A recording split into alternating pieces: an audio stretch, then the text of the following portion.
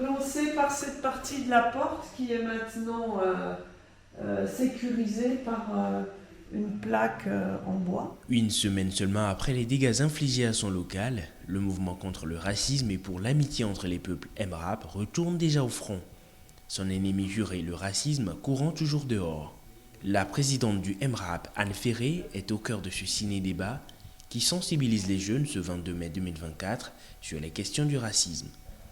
Ici à la maison de l'étudiant de l'île du Saulcy, le film autour duquel s'articule le débat s'intitule « Bienvenue à Marly-Gaumont ». C'est un sujet qui reprend une histoire vécue par un médecin originaire de Kinshasa qui a obtenu son diplôme et son titre de docteur en médecine après des études universitaires à Lille. Et lorsqu'il s'est installé dans un village de l'Aisne, où pourtant on manquait de médecins, son cabinet restait vide. Un long métrage de Julien Rambaldi mêlant comédie et drame qui invite à la réflexion.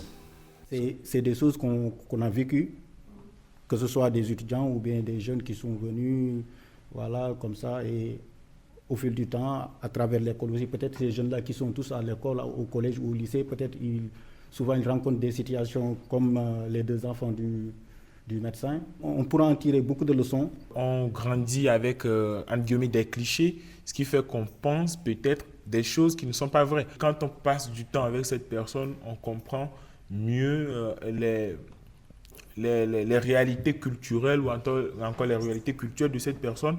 Pour Anne Ferré et son association qui milite depuis 1949 pour l'égalité et l'amitié entre les peuples, pas question de baisser les bras.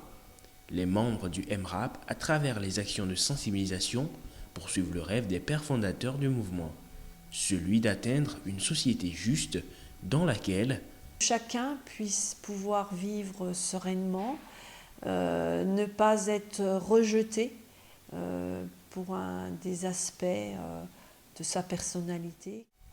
le contrôle aux faciès, l'égalité pour les enfants des travailleurs immigrés, autant de luttes historiques qu'a mené et continue de mener le MRAP. Le mouvement répond présent à toute personne victime de racisme afin de l'aider à obtenir des réparations comme le dispose la loi française du 13 juillet 1990. Toute discrimination fondée sur l'appartenance ou non à une ethnie, une nation, une race ou une religion est interdite. L'État assure le respect de ce principe dans le cadre des lois en vigueur.